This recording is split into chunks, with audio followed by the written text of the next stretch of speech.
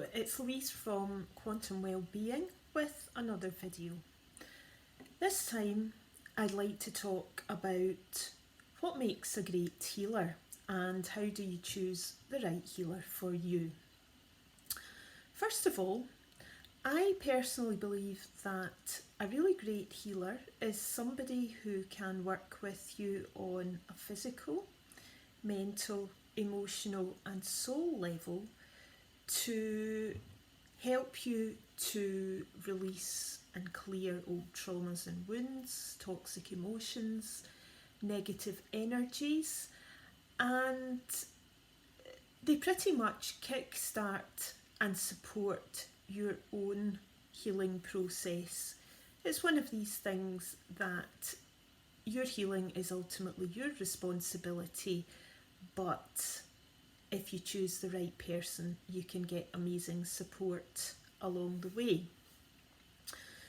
So, the very first thing I would like to say is that your higher self really is very much in the driving seat here, and quite often you will find that your higher self will guide you to the right person for healing. However, it doesn't do any harm just to keep a few things in mind during the process. So here are my 10 tips for finding a great healer that's right for you. Number 1, the whole process of healing is really quite an intimate one, particularly if it's energy healing that you're going for. You're allowing somebody else into your energy field, so you want somebody that you can trust, that you have a good rapport with, and somebody that you know will take good care of you along the way. So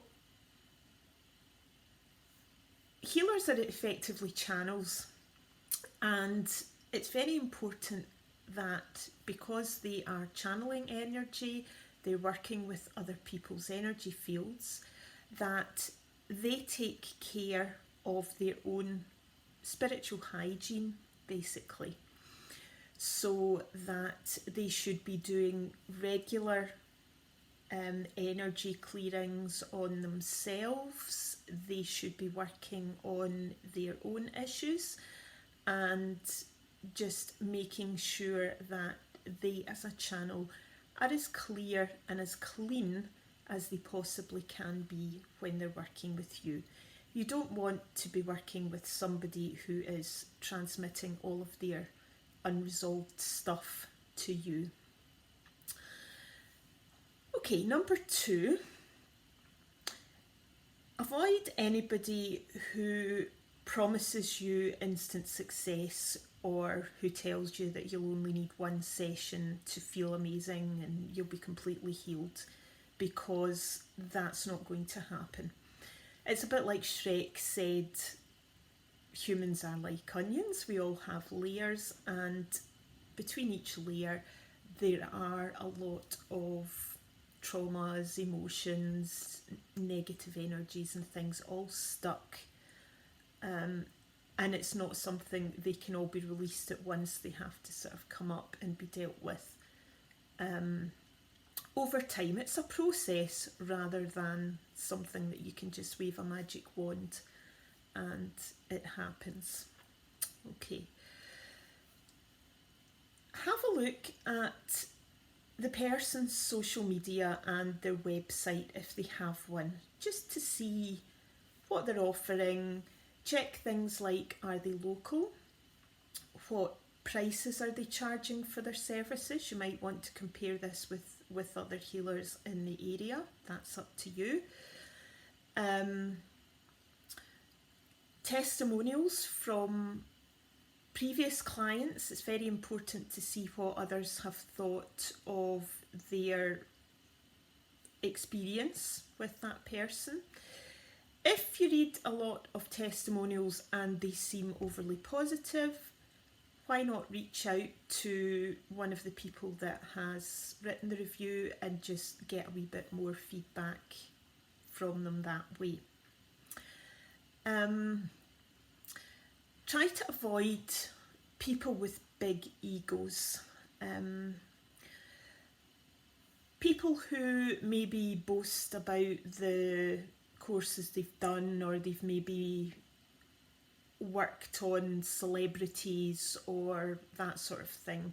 People that just want to talk about themselves. I personally have been to see a healer who spent the whole time telling me about her problems, and at the end of the session I felt like charging her money. So you want somebody who's a good listener and who's not going to try and force their own ego onto you. By the same token, you don't want somebody who is possibly trying to inflate your ego and sort of bum you up so that they can get more sessions with you if they flatter you and whatever. You're in charge of your own healing, so you don't want to go to somebody who tries to railroad you into a certain number of sessions, or trying different modalities if you're not comfortable with them, or my way or the highway sort of thing. You're in charge, and any self-respecting healer should respect that and go with your wishes. Professionalism.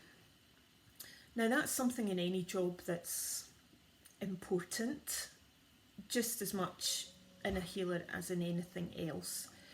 Are they trustworthy? Are they discreet? Do they respect client confidentiality? Warning bells should start to ring if you go and see somebody and they start telling you chapter and verse about their previous client and what they said and what they did and whatever, particularly if you maybe know the person.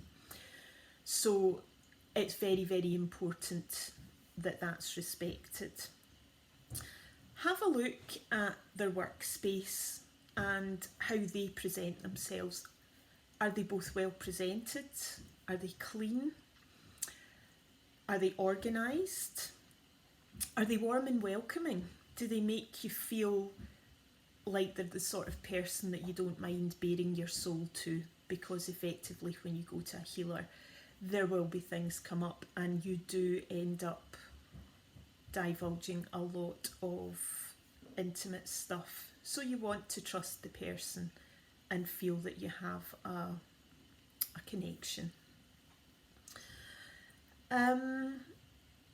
The other thing that I feel is important, it doesn't get talked about a lot, is how the healer follows up their sessions. Do they prepare you for what you might expect in the day or two following your session? Do they tell you that they're available if you've got any questions, or if you're worried about anything, you can pick up the phone and speak to them? And do they keep this follow-up support going?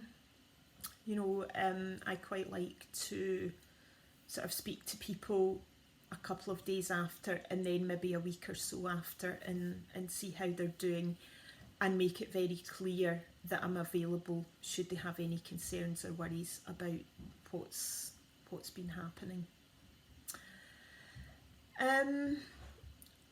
The other thing that I feel is quite important is their credentials, and I don't just mean what qualifications they have, what courses they've done in the modality they're working in. I mean life experience. What's their journey been like? How have they got onto the path they're on as a healer? Generally you find that there's been something fairly traumatic or cataclysmic that's put them onto that path and awakened their gifts. What about their ongoing training? And I don't mean just going to sit courses and things, but is the healer actively reading things? Do they are they knowledgeable? Are they open to new ideas? These things are all quite important. So hopefully these ideas have given you some food for thought if you're looking for a healer. Not everybody suits everybody else. You'll be drawn probably to a particular type of person or modality to work with. But hopefully these things have given you some food for thought and ideas for taking your healing forward. I wish you every success in your healing journey. If you are interested in coming to me for healing, I do intuitive energy healing and quantum hypnosis. I'll leave details below in the description. Please feel free to share, and thank you for watching. I'll see you next time.